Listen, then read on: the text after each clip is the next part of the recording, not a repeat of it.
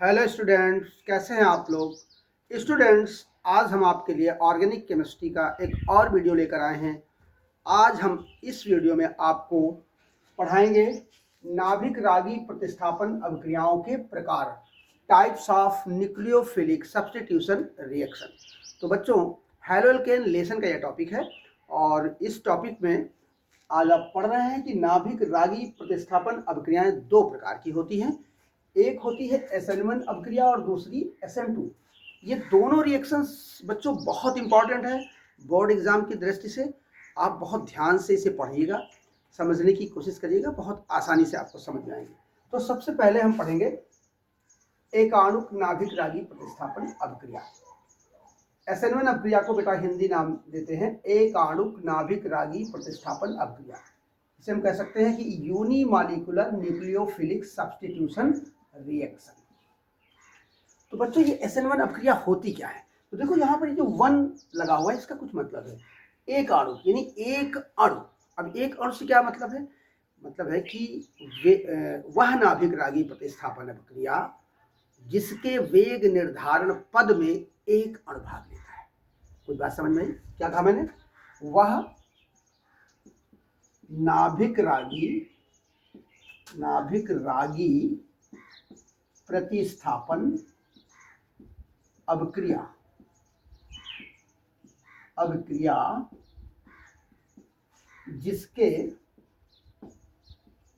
जिसके वेग निर्धारण पद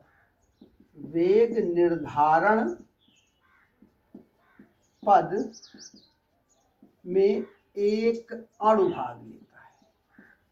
एक अणु भाग लेता है, नाभिक रागी प्रतिस्थापन, एकाणुक नाभिक रागी प्रतिस्थापन अभिक्रिया कहलाती है या SN1 अभिक्रिया कहलाती है, ऐसा आप कह सकते हो।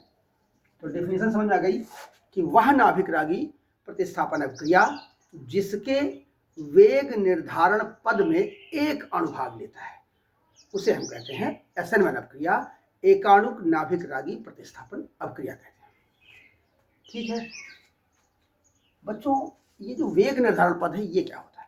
देखो, जो कुछ रिएक्शंस एक पद में कंप्लीट हो जाती हैं, कुछ एक से अधिक पदों में होती हैं। तो इसमें जो मंद पद होता है, यानी जो स्लो स्टेप होता है, उसी को हम कहते हैं वेग निर्धारण पद कहते हैं। यानी कुछ रासायनिक अभिक्रियाएं कुछ मिनटों या कुछ घंटों में पूर्ण होती हैं, तो इसे हम कहते हैं मंद अभिक्रिया। और मंद अभिक्रिया जो होती है उसी के वेग का निर्धारण संभव है। इसलिए मंद स्टेप, स्लो स्टेप में जितने अणु भाग लेते हैं वही उन अणुओं की संख्या ही उस अभिक्रिया की दर को डिटरमाइन करती है। तो ध्यान से सुनिएगा, डेफिनेशन मैंने दिया आपको कि वह नाभिक रागी प्रतिस्थापन अभिक्रिया जिसके वेग निर्धारण पद में एक अणु भाग लेता है, SN1 अभिक्रिया कहलाती है। अब बच्चों, एग्जाम्पल क्या हो सकता है इसका? बहुत ध्यान से सुनेंगे। इसका एग्जाम्पल क्या है? जो तृतीयक एल्किल हैलाइड होते हैं, टर्सरी एल्किल हैलाइड, तृतीयक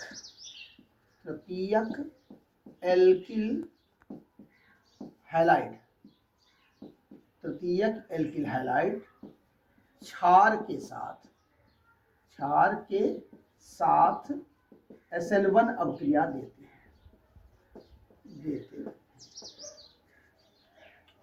तो देखिए जरा इसका एग्जांपल क्या है। मैंने एक तृतीयक एल्किल हैलाइड ले लिया, ये, और ये मैंने क्लोरीन लगा दिया। तो इसको हम कहेंगे टर्ट ब्यूटिल क्लोराइड। अगर इसकी रिएक्शन किसी क्षार से करा दें, जैसे NaOH से करा दें, तो क्या होगा बच्चों? प्रतिस्थापन अभिक्रिया है, ये न्यूक्लियोफाइल जाकर के इस न्यूक्लियोफाइल को हटा देगा, मतलब ये OH आकर के यहाँ जुड़ेगा और Cl इधर आ जाएगा, तो बन जाएगा तृतीयक ब्यूटिल एल्कोहल। OH यहाँ आ गया, ये बन जाएगा, और सोडियम और क्लोरीन आपस में जुड़ करके NaCl का फॉर्मेशन है। तो यहाँ पर बनेगा टर्ट ब्यूटिल एल्कोहल, तृतीयक butyl alcohol, tert butyl alcohol बोलेंगे इसे, ब्यूटिल एल्कोहल। ठीक है। अब बच्चों, ये अभिक्रिया किस तरह से होती है, कितने पदों में होती है, इस बात को हम समझेंगे, अर्थात इसकी मैकेनिज्म पढ़ेंगे। तो मैकेनिज्म, इस अभिक्रिया की क्रियाविधि क्या है? क्रियाविधि। क्रियाविधि। तो बच्चों ध्यान से सुनिएगा, यह अभिक्रिया दो पदों में पूर्ण होती है। कितने पदों में?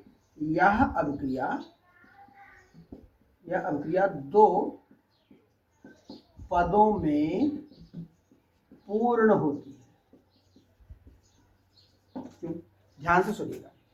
पहला जो स्टेप है, स्टेप फर्स्ट, इसमें क्या होता है बच्चों? ये जो तृतीयक ब्यूटिल क्लोराइड है या तृतीयक एल्किल हैलाइड है, यहां देखें, इस जगह पर ये कार्बन और क्लोरीन के जो बीच का बॉन्ड है ये पोलर बॉन्ड होगा, अर्थात कार्बन पॉजिटिव होगा और ये क्लोराइड निगेटिव होगा। क्यों? क्योंकि इसकी इलेक्ट्रिक हैलोजन की जो इलेक्ट्रॉन नेगेटिविटी होती है वो बहुत अधिक होती है। तो जो शेयरिंग, जो यहाँ पर साझेदारी का इलेक्ट्रॉन युग्म है, ये इस हैलोजन परमाणु की ओर थोड़ा सा शिफ्ट हो रहता है, इसीलिए इसके ऊपर पार्शियल नेगेटिव चार्ज और इस पर पार्शियल पॉजिटिव चार्ज रहता है। अब जो हमारा न्यूक्लियोफाइल है ये OH निगेटिव, ये आता है इस कार्बन पर अटैक करने की कोशिश करता है। बच्चों देखिए जरा, यहाँ पर ये बल्कि ग्रुप है। एल्काइल ग्रुप जो होते हैं बल्कि ग्रुप होते हैं, बड़े समूह होते हैं। मतलब अगर मैं इसे इस तरह से शो करूँ, कुछ इस तरह से देखा, अगर कार्बन को मैं इतना बड़ा, ये एटम मान लो कार्बन का एटम है, इससे एक हाइड्रोजन का एटम इधर लगा है, ये हाइड्रोजन का एटम, ये हाइड्रोजन एटम। इसी तरह यहाँ भी आप देखें, कार्बन एटम हो गया, इधर हाइड्रोजन एटम हो गया, ये एक हाइड्रोजन एटम हो गया, ये मेथाइल ग्रुप, ये मेथाइल ग्रुप। इधर भी देखें, अगर ये कार्बन है, ये हाइड्रोजन हो गया, ये हाइड्रोजन, ये। अब ये जो हमारा न्यूक्लियोफाइल है इस कार्बन पे अटैक करेगा, इधर से तो आएगा नहीं क्योंकि इधर नेगेटिव वाला है और ये भी नेगेटिव वाला होता है, तो ये यहाँ से आने की कोशिश करता है, इस कार्बन तक जाना चाहता है इधर से, तो कहीं से भी इस कार्बन तक पहुंच नहीं पा रहा, अर्थात कार्बोकैटायन पर अटैक नहीं कर पा रहा है। रीजन क्या है? यहाँ पर बहुत सारा क्राउड है, स्टेरिक हिंड्रेंस जिसे कहते हैं, त्रिविम बाधा कहते हैं। त्रिविम बाधा होने के कारण ये न्यूक्लियोफाइल, जो हाइड्रोक्साइड न्यूक्लियोफाइल है, वो कार्बोकैटायन पर अटैक नहीं कर पाता। फिर क्या होता है? तो फिर सबसे पहले स्टेप में कार्बन और हाइड्रोजन के बीच का बॉन्ड ब्रेक होता है। तो पहले स्टेप में बॉन्ड ब्रेक होगा, यानी ये बॉन्ड टूटेगा तो हाइड्रोजन इलेक्ट्रॉन को लेकर निकल जाएगा, नहीं निगेटिव में बदल जाएगा, तो कार्बन पर पॉजिटिव चार्ज आ जाएगा। बात समझ आ गई? तो पहले स्टेप में बच्चों यही बात यहाँ पर आपको देखनी है, पहले स्टेप में बॉन्ड ब्रेक होगा, दूसरे स्टेप में रिएक्शन हो जाएगा, CH3, ये CH3 और ये हाइड्रोजन। अब क्या होगा जी, ये जो स्टेप होगा, ये बॉन्ड का इलेक्ट्रॉन, जो इलेक्ट्रॉन युग्म है, इसको क्लोरीन लेकर के Cl नेगेटिव के रूप में अलग हो जाएगा, तो कार्बन पर पॉजिटिव चार्ज आ जाएगा, ये कार्बोकैटायन का फॉर्मेशन कर लेगा इस तरीके से। तो टर्ट ब्यूटिल कार्बोकैटायन बन गया यहाँ पर। और ये स्टेप मंद स्टेप है, मंद अभिक्रिया, मंद पद है ये, और मंद पद ही वेग निर्धारण पद होता है बेटा, मंद पद ही वेग निर्धारण पद होता है, निर्धारण पद होता है। तो ये इस तरीके से कार्बोकैटायन बनता है। अब जैसे ही कार्बोकैटायन बन जाता है बच्चों, वैसे ही हाइड्रोक्साइड आयन जो हमारा न्यूक्लियोफाइल है वो बहुत तेजी के साथ, बहुत फास्ट रिएक्शन शो करता है, क्योंकि आयनिक रिएक्शन जो होती है एक्सट्रीमली फास्ट होती है, बहुत तेज दर से होती हैं, और उनकी दर का निर्धारण असंभव रहता है, इतनी तेज गति से होती है।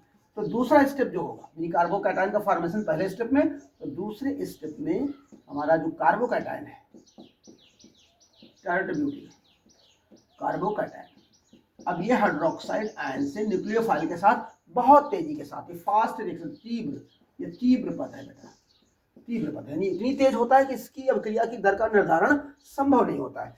तो ये आपका बना लेता है बहुत तेजी के साथ टर्ट ब्यूटिल एल्कोहल, और इस तरीके से ये प्रोडक्ट का फॉर्मेशन होता है। अब यहाँ पर वेग निर्धारण पद है आपका मंद पद, जिसमें कि केवल एक अणु भाग ले रहा है। तो यहाँ पर देखिए, इस तरफ देख सकते हो कि जो अभिक्रिया की रेट है वो डिपेंड करती है किस पर? केवल मंद पद में जितने अणु भाग लेते हैं, यानी ये CH3 का whole of thrice CCl, tert butyl chloride पर, क्योंकि यहाँ एक ही अणु भाग ले रहा है, अभिक्रिया की दर डिपेंड कर रही है एक अणु पर, अतः यह एक SN1 अभिक्रिया का उदाहरण है। आशा है कि बात आपको समझ में आ गई होगी। बात समझ गए? वह नाभिक रागी प्रतिस्थापन अभिक्रिया जिसके वेग निर्धारण पद में एक अणु भाग लेता है उसे हम SN1 अभिक्रिया कहते हैं या एक आणुक नाभिक रागी प्रतिस्थापन अभिक्रिया कहते हैं। और इस अभिक्रिया के लिए एग्जाम्पल जो मैंने लिया है कि जो तृतीयक एल्किल हैलाइड होते हैं वो क्षार के साथ SN1 अभिक्रिया देते हैं। यहाँ पर आपने देखा कि ये जो हमारा न्यूक्लियोफाइल है OH माइनस ये जाकर Cl- को हटा रहा है और यहाँ बना रहा है टर्ट ब्यूटिल एल्कोहल। यह अभिक्रिया दो पदों में पूर्ण होती है। पहले स्टेप में बॉन्ड ब्रेक होगा, मंद पद होगा, एक ही अणु भाग ले रहा, और जैसे ही कार्बोकैटायन बनेगा उसके साथ हमारा न्यूक्लियोफाइल इतनी तेजी से जाकर जुड़ता है कि तीव्र पद बन जाता है और इसकी काउंटिंग नहीं हो पाती। तो हमारा वेग निर्धारण पद केवल पहला पद होगा जिसमें केवल एक अणु भाग ले रहा है बच्चों, इसीलिए इसे हम SN1 अभिक्रिया कहते हैं। तो आशा है कि बात आपको समझ में आई होगी। अब हम इसे नोट कर लें और मैं इसके बाद आपको SN2 अभिक्रिया बता रहा हूं। जल्दी नोट करिए, स्क्रीनशॉट ले लीजिए। अब हम पढ़ेंगे SN2 अभिक्रिया। हाँ, यहाँ एक और चीज बताना जरूरी है कि जो इसका ऑर्डर होता है एल्किल हैलाइडों का, जो SN2 अभिक्रिया के प्रति जो तीव्रता होती है, तो सबसे तीव्र मतलब तीव्रता में सबसे पहले कौन आएगा? तृतीयक एल्किल हैलाइड, फिर उससे कम तीव्रता से अभिक्रिया करेगा द्वितीयक, और सबसे कम प्राथमिक। यानी एल्किल SN1 अभिक्रिया के लिए एल्किल हैलाइडों की तीव्रता का क्रम भी नोट कर लें, फिर मैं आगे SN2 अभिक्रिया आपको बताऊंगा।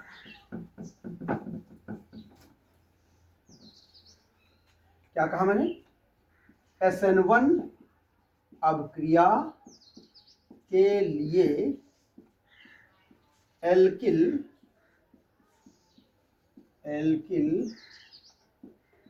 हैलाइडों की तीव्रता का क्रम, तो बेटा 3 डिग्री सबसे अधिक तीव्रता से करेगा और 2 डिग्री उससे कम तीव्रता से और 1 डिग्री सबसे कम तीव्रता से रिएक्शन करेगा।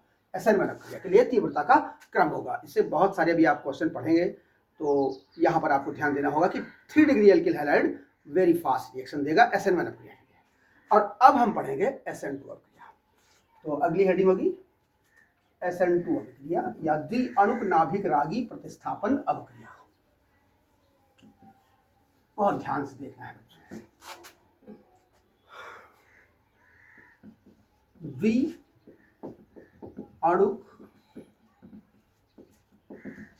नाभिक रागी प्रतिस्थापन अभिक्रिया,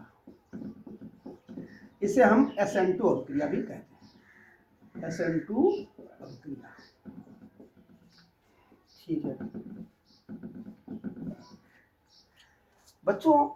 द्विअणुक, अब आप समझ सकते हो कि उस एकाणुक थी, यानी उसके वेग निर्धारण पद में एक अणु भाग ले रहा था। अब यहां पर क्या हो सकता है कि वह नाभिक रागी प्रतिस्थापन अभिक्रिया जिसके वेग निर्धारण पद में 2 अणु भाग लेते हैं उसे SN2 अभिक्रिया कहते हैं।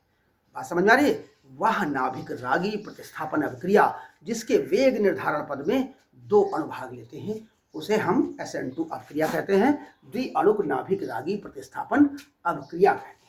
तो चलिए देख लीजिए, वह नाभिक रागी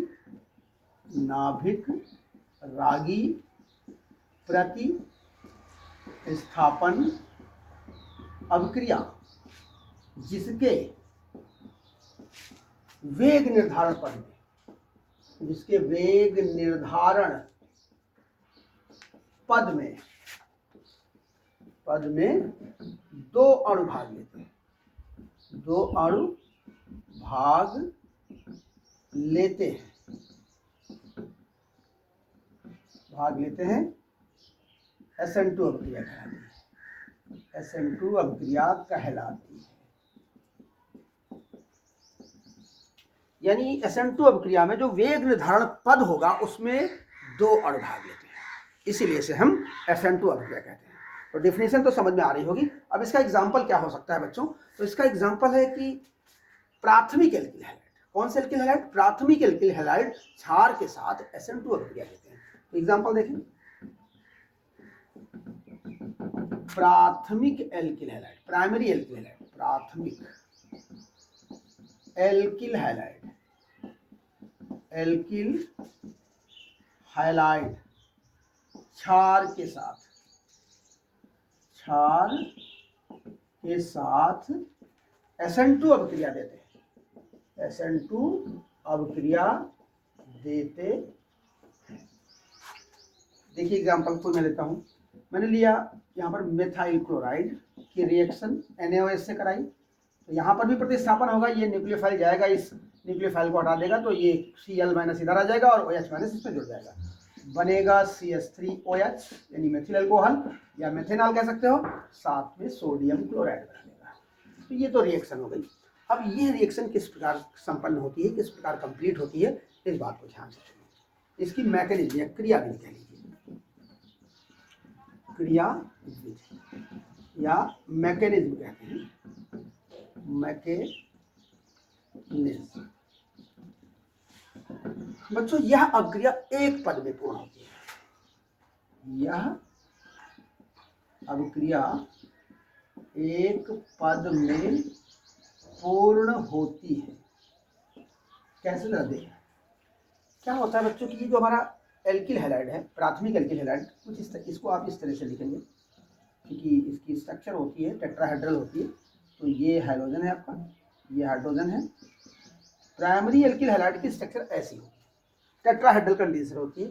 इसमें होता क्या है बच्चों की, ये जो हाइड्रोजन एटम है, इसके अपोजिट का, इसके पीछे का जो एरिया है ये खाली रहता है।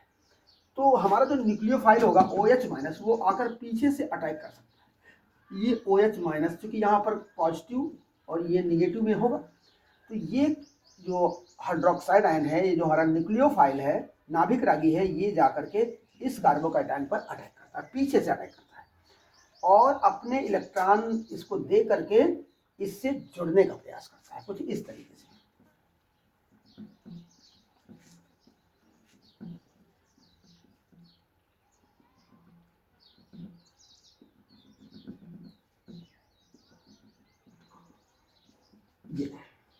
ये हाइड्रोजन,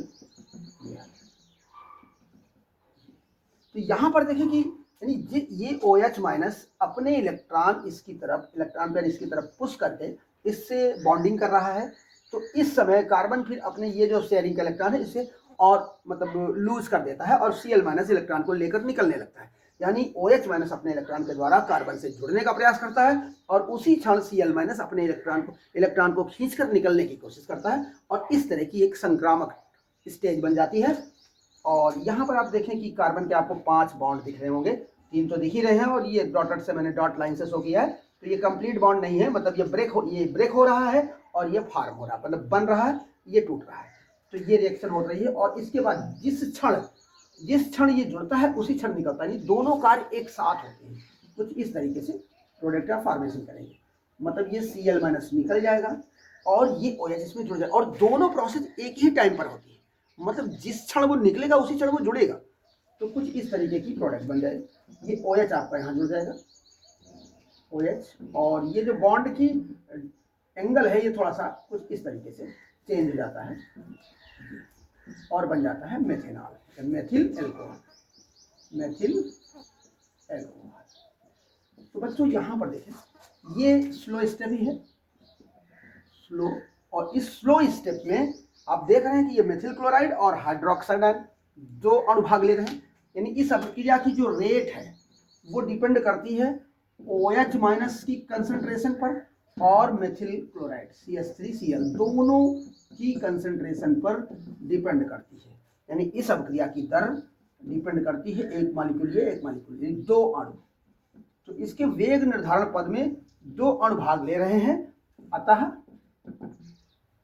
लिख देंगे कि इसके वेग निर्धारण पद में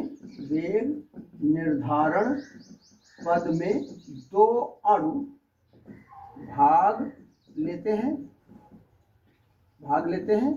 अतः यह एक SN2 अभिक्रिया का उदाहरण है।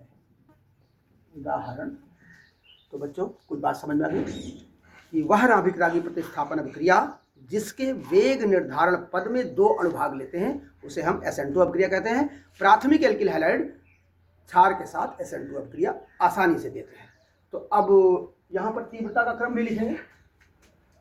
SN2 अभिक्रिया के लिए, SN2 अभिक्रिया के लिए एल्किल हैलाइडों की तीव्रता का क्रम, एल्किल हैलाइडों की तीव्रता का क्रम क्या होगा? तो 1 डिग्री वेरी फास्ट करेगा, मतलब बहुत तेजी से करेगा, 2 डिग्री उससे कम तीव्रता से करेगा और 3 डिग्री सबसे कम तीव्रता से करेगा। इसका जो तीव्रता का क्रम है 1 degree is greater than 2 degree, 2 degree is greater than 3 degree. तो ये है SN2 अभिक्रिया के लिए तीव्रता का क्रम, एल्किल हैलाइडों की तीव्रता का क्रम। तो बच्चों आज के इस वीडियो में मैंने आपको नाभिक रागी प्रतिस्थापन अभिक्रियाओं के प्रकार पढ़ा है, SN1 और SN2, और ये बहुत ही इंपॉर्टेंट है, बोर्ड एग्जाम की दृष्टि से अक्सर बोर्ड पेपर में क्वेश्चन आता है। आशा है कि बात समझ में आई होगी। यदि आपको वीडियो अच्छा लगा है तो लाइक करिए, कमेंट करिए और मेरे चैनल को सब्सक्राइब करिए तथा शेयर करिए। थैंक्स।